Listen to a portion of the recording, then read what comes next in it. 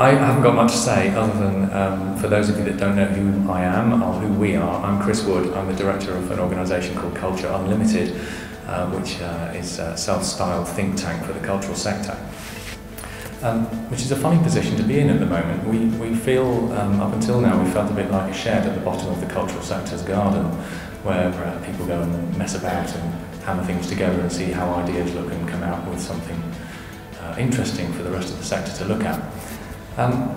But the funny thing with the way things have gone is that we've had many years saying a lot about the social role of museums, libraries and archives, their role in society generally. So we've had a lot to say about things like the role of museums, libraries and archives in democracy, in the health and well-being agenda, in learning, in community cohesion and cultural identity, and a whole range of things that are all about museums, libraries and archives' role in wider society rather than focusing inwards on themselves, which seems to me something which has changed rather a lot in the last few years. And that's accidentally almost thrust us into the limelight recently because of the way local authorities are reacting to cutting spending. We now find ourselves kind of stuck or positioned between local authorities who are saying, crikey, we've got all these assets, how are we going to best use them for the bigger social agenda that we've got to cope with? And on the other side, we find ourselves caught between that and the survival strategy of museums, libraries and archives, which seem to me to be bringing the two groups close together. So there's an awful lot of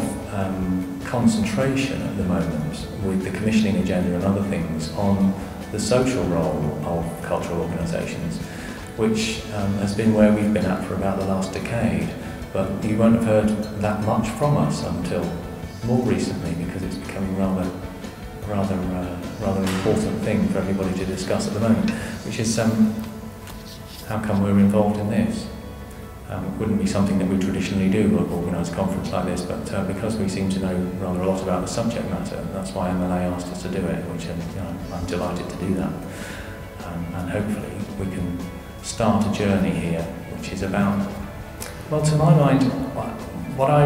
never mind the subject matter for today, what I really wanted people to go away with when I was thinking about it when we set this up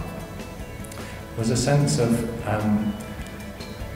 reclaiming your own destiny, really. People seem to me to be feeling rather battered and a bit bruised by the process of local authority restructuring that's going on at the moment, and in a large sense, out of control. And what I'd like to do by starting this process of learning about how people have proposed positive solutions is reclaim some of that control, reclaim some of your own destiny, feel like you are in control once more rather than feeling a bit beaten up. So aside from the actual content of the day, and you'll hear some more about that in a moment, I wanted to try and change the feeling that people have rather than feeling a bit beleaguered and a bit bleak, but feeling a little more positive about some of the things that they can do. So that's me, that's us, that's why we're here. As I said to all of you before, we'll restructure the day slightly today, and what we'll do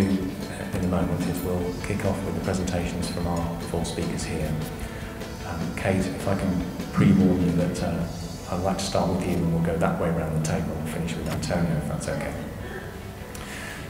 For those of you in the room then, that will give you a chance to learn what other people have been doing in terms of responding to the kind of agenda that we're all facing,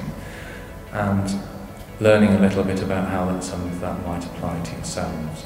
which seems to me to be, again, one of the things that seems to be missing is